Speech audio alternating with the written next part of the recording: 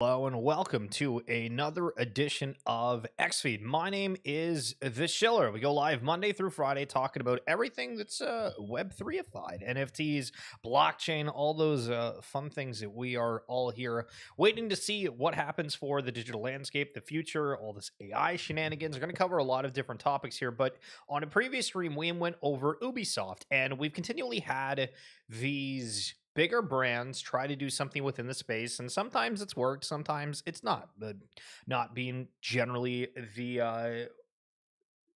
generally more frequent than it's worked. So the article we went over back on October 10th was Ubisoft reveals release date for Champions Tactic games. And going through this, I'm pretty sure we went over like what the utility for this was, and it was like it was kind of weird. It was kind of weird. And then so today when I'm across my timeline and I see this comment from Gorilla saying, please tell me this is a joke. Well, apparently it's not a joke, but why is Ubisoft doing a 10,000 mint at $160 for access to an unreleased game with pre-Nintendo 64 graphics?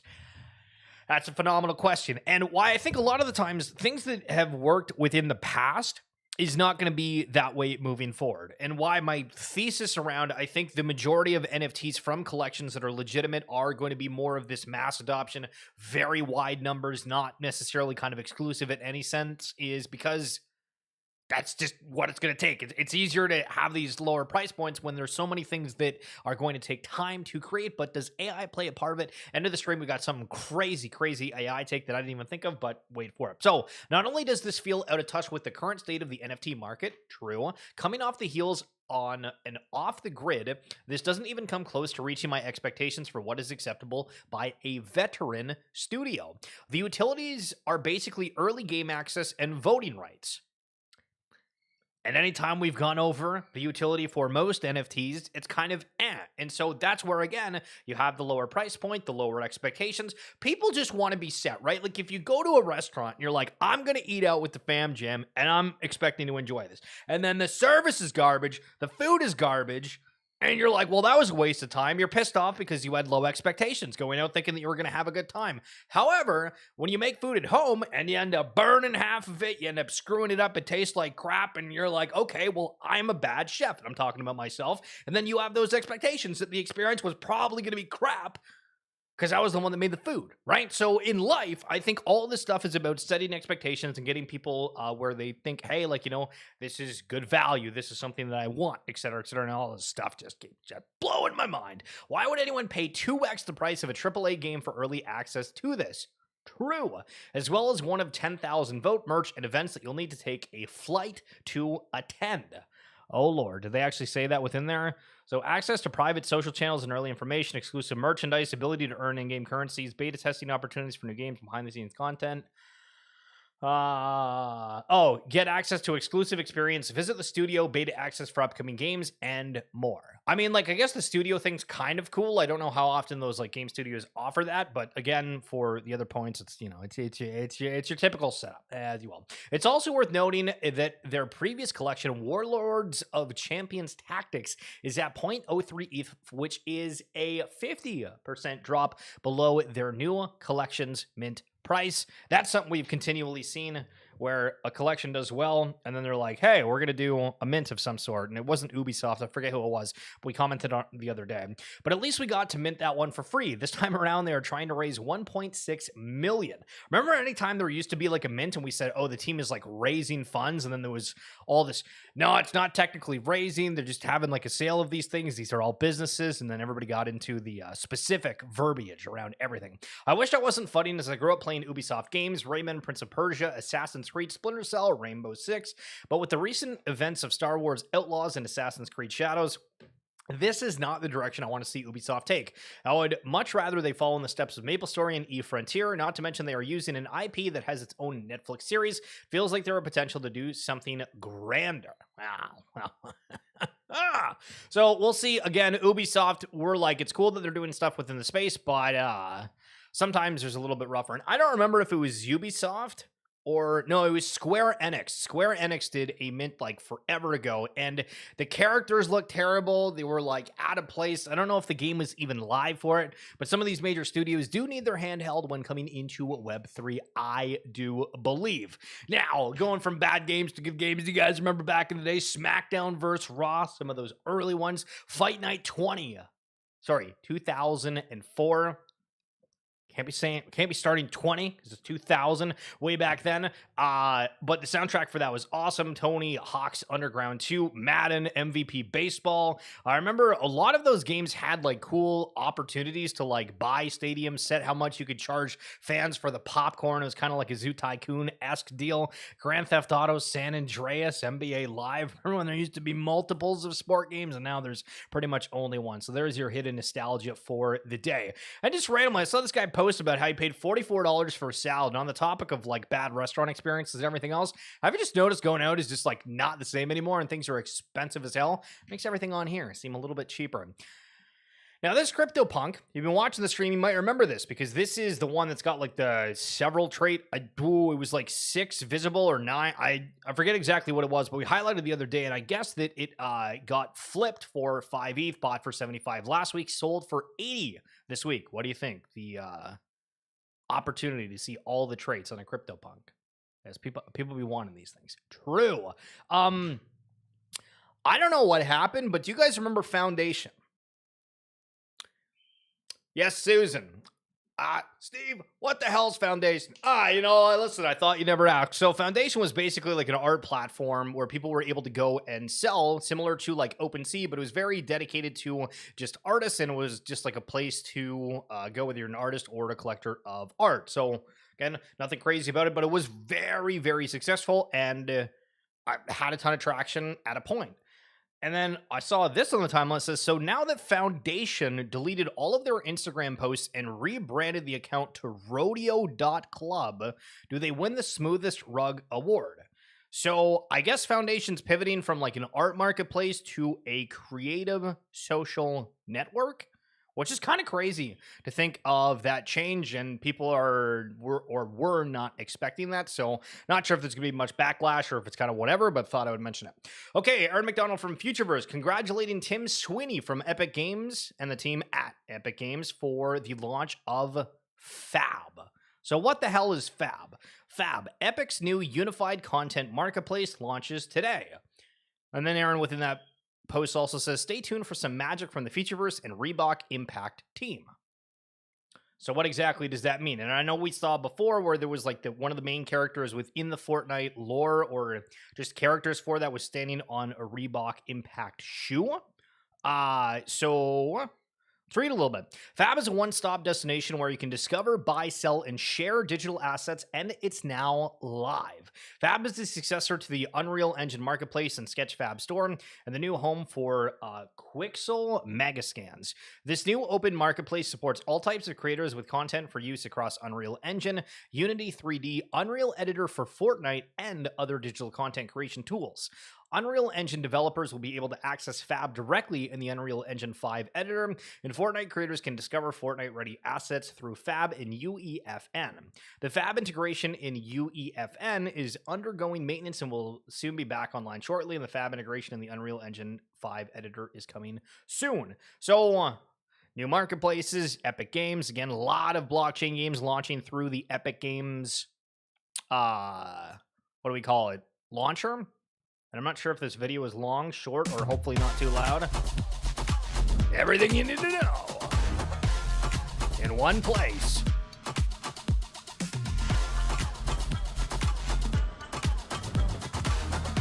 Find the one thing.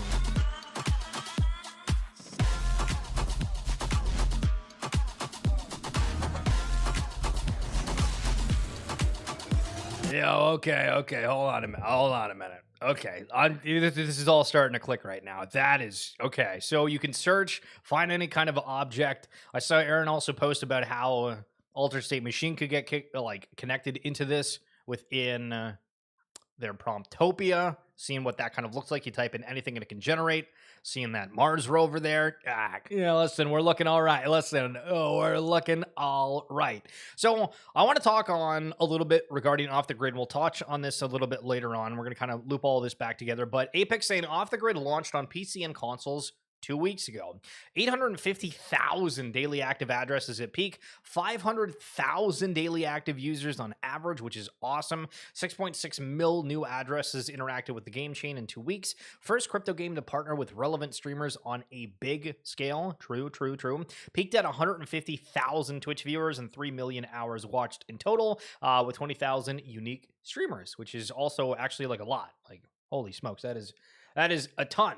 So, we see that, and then Paul Barron, for whatever reason, decided to bring up when discussing the BRICS token. Obviously, that's like kind of like a big discussion about kind of like what's happening kind of across the globe, reserve currencies, et cetera. And he just like 180 pivots and randomly brings up Root with this, and Off the Grid does get mentioned in that as well. So we just try to remember the numbers we just talked about, and let's see what he had to say.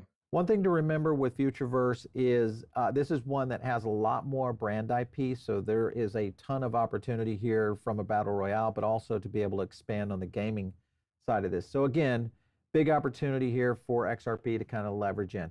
Now I know this is kind of a detachment away from where we started on BRICS, but I want to show you the connection into culture, into global currency, and who could be the winners out there. XRP continues to be another winner. I want to go to a quick this is a quick clip that kind of shows a little bit more about Readyverse. Take a look. Off the Grid is happening here now. I don't see anything in the Futureverse ecosystem that even comes close to in competition. So what do you say to that? First of all, awesome that Off the Grid is done as well as they have. We're doing something different.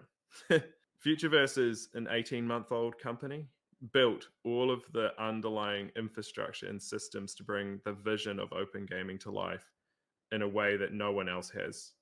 And so you might think we're further behind, but we're way further ahead because the hard work is all of that underlying stuff. Building the game on top of that, that's been done a million times before. And I think Open's got every chance of being at least as successful as Off the Grid has been, and some chance of being extremely successful. As a mainstream game, IP that people already know and love. We don't have to teach people about Ready Player One, and it's going to showcase new flavor of battle royale along with this open technology. And so we're very hopeful that come next year, people will get to see this. This isn't 10 years away. We're starting to get out there. We showcased Promptopia at Permissionless in the wild with real people playing it. People had fun, but we are doing something quite different. Yeah. And 18 months is not a long time, man. All right, so that was, of course, Aaron McDonald of Futureverse. And like I said, we've had him on the show before. We've dove into Futureverse, very extensive. I think it was probably many, many months ago. So I think a lot of people are already aware of this, but definitely on the fast track right now in terms of opportunity here for an XRP gaming ecosystem to come out. Okay, so again, the Root narrative, is it kind of like, I don't know if it necessarily had like a narrative before, but we've talked about, well, does it get labeled as kind of like a gaming chain like IMX? And Ape Chain so far doesn't seem like they're vying for like a gaming chain narrative whatsoever, which we'll get into that as well. But if you remember the numbers, Off the Grid, about 500,000 daily active users. Aaron's thinking that they can compete with that or potentially even more. So yesterday we highlighted the Bitcoin NFT saga and how it didn't go well for one individual, and I guess that is the case again. Tried to mint 4,000 worth of a new rune and got $40 worth, but the 4,000 worth of Bitcoin is gone. That is tough. I don't know what's going on within like the Bitcoin world. I know a lot of people are very bullish within that, but there are a lot of different systems, and whenever you see that sort of narrative happen, think of somebody that's new that's coming into the space. It's like, oh, if I do something on Bitcoin, I'm just going to end up losing the funds because that happened to this person. Again, you're intelligent, you're aware of certain things, but always think of the new person reading the headline and reacting to it. Breaking, Apple could suspend production of the Vision Pro as soon as next month amid weak demand per the information. So if you remember a while ago, a ton of people that had some cake in Web3 were out there purchasing these, and they were all over the timeline, and it was on the news for like a day, and then like it slowly went away and nobody talked about it at all, and I feel like it still not got brought up. But on top of like the $3,000 plus price tag for it, but that's kind of crazy because we keep having the conversation around Ready Player One. Was there going to be something with Futureverse, Apple, these headphones? And that's, I mean, that might not be great if they stop production for it completely. Big news. Okay, so this is maybe the biggest news of the day, which a lot of people are going to be like, it's kind of whatever. But I kind of think it's big coming from someone who's like been a part of BAYC since like its inception. So if you remember for ApeCoin and Ape Chain, everything was revolving around the Yuga logo. Like sorry, not the Yuga logo, because Yuga Labs has like a Y that's it, but like the BAYC logo would be better for it. And it was basically this, but it was logo. And so now I guess they're just completely rebranding to be an ape. And then the question is, okay, so are they now going to try to go off the whole meme coin saga and try to make that the narrative? Because all these chains right now have a specific niche narrative. Obviously, it can grow to be something more over time, but I think everybody's kind of within their own like sector for it. I think it's good. I don't know if people really care about like the BAYC logo. And as I mentioned yesterday, there was a tweet about the only people that care about apes are other apes. Like, I don't necessarily disagree with that. I think there's people that are out there that are like, oh, like, you know, like that's cool or whatever, but like, do they engage with the different components of BAYC branding in general? Probably doesn't matter for them, but this is kind of like universal. We'll call it like accepting of everyone, because there's not like any kind of bias to it, because it's just an outline of an ape. But I don't know. I really have no idea what to think about. And so Ape Chain also making that kind of official announcement. ApeCoin and Ape Chain are all for apes, not just BAYC.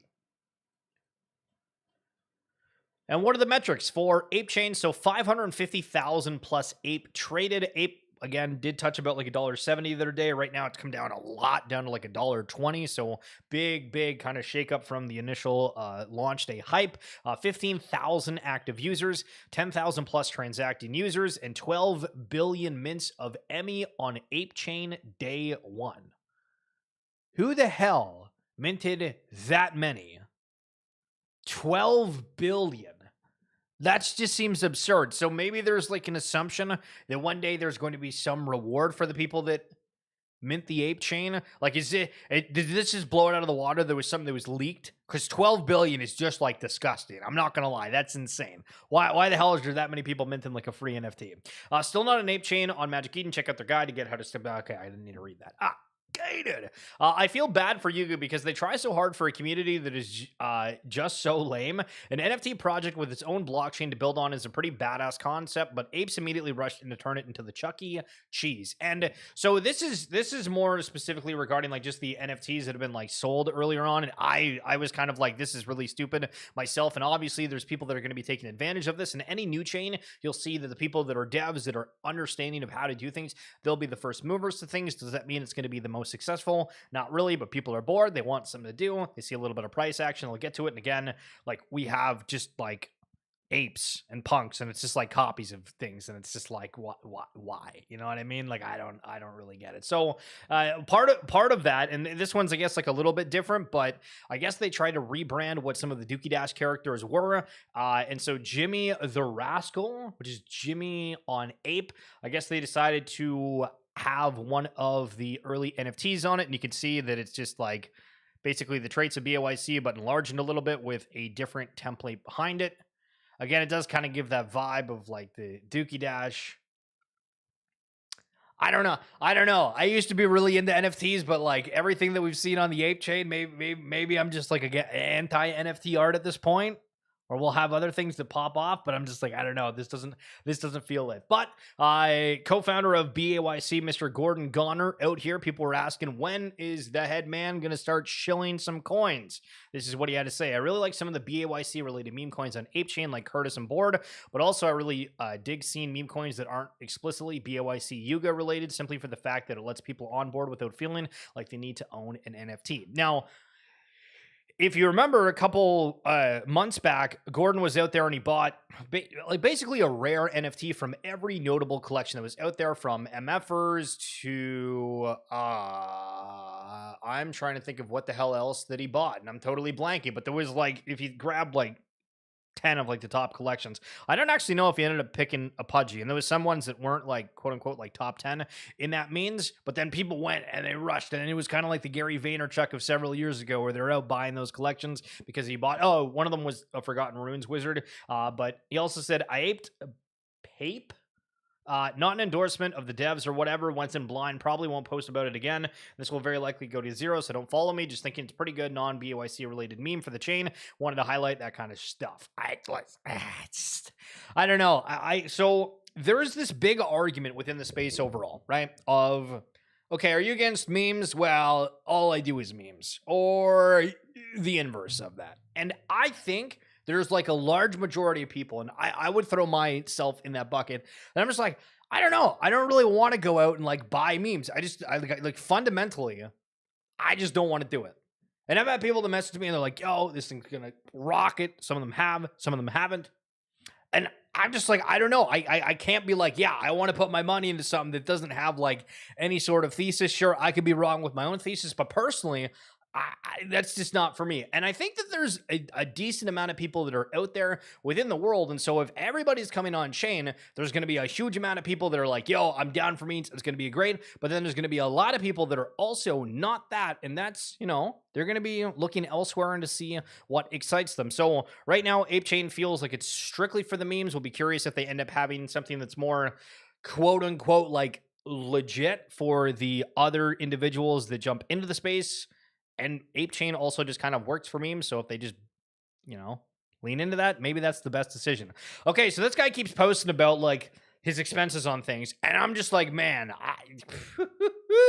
I'm cool with not doing anything. I'm cool with saving the money and putting it into somewhere else. So they bought a Cybertruck, and I guess their quote that they've got for insurance is $1,901 a month.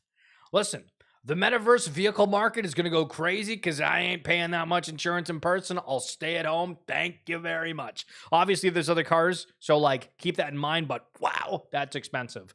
Okay, so Kagi put out this post that was talking about like Google search trends, and this is phenomenal, like really, really good insight. So play to earn, crypto games, delete Web3 gaming from your vocabulary. No one is searching for that venture capitalist term. And so in blue is the play to earn. And you can see that it's actually got the most out of all of these. So play to earn, if you're typing that in anywhere, gets the most hits. Next is Web3 gaming, or crypto games. Crypto games is number 2. But then as mentioned, for the Web3 gaming, just don't mention that. Nobody searches Web3 gaming. It's only play to earn and crypto games. Phenomenal insights. The more you know.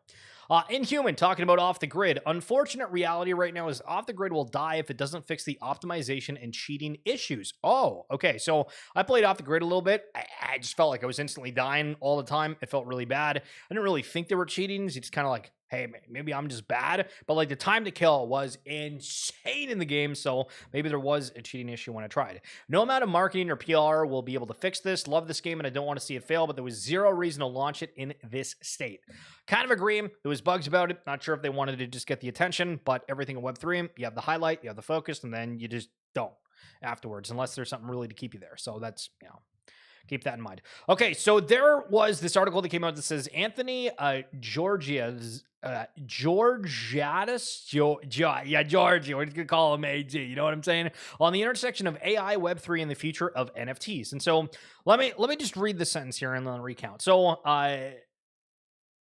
Georgiadis spoke extensively about how AI and Web3 are starting to blend. Describing Pastel's role in pioneering this intersection before it was cool, he pointed out that AI provides valuable data-driven insights, automation, and intelligence, which significantly enhances various sectors of Web3, including DeFi and NFTs. AI really enhances Web3 by providing a lot of this deeper data analysis and automated decision making, in quotes. One of the most exciting developments he mentioned was AI-driven chatbots, which help improve user experiences, particularly for newcomers to decentralized apps. Okay, fair. These chatbots make the often daunting crypto onboarding process more accessible, eliminating the need for users to rely on third-party forums or potentially unreliable sources. Another standout use case highlighted is AI's role in content moderation on decentralized platforms.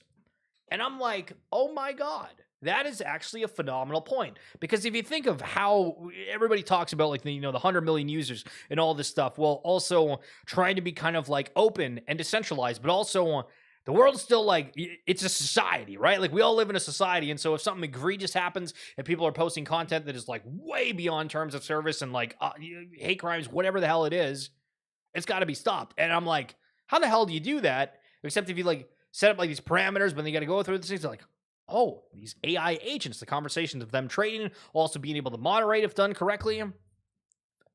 Interesting. So I just thought that was a kind of like cool, thought-provoking piece if you also believe so too. And if not, well, shit. All right, final thing that I want to say, guys. We've been doing the RWA Segments podcast this past week. Ray Buckton, Travis John from RWA World. This is a phenomenal episode. They recently hosted an in-person event, but we go like off the rails off of every kind of different components. I go on a mini tangent like 2 to 3 times throughout this entire thing. If you guys are wanting to listen to this episode, it is down below in the description or on the link on my X bio, like the link tree thing. Apparently, we're not supposed to use a link tree, but I also use a Hotmail account, so joke's on you. Anyway, that's it for this edition of XV.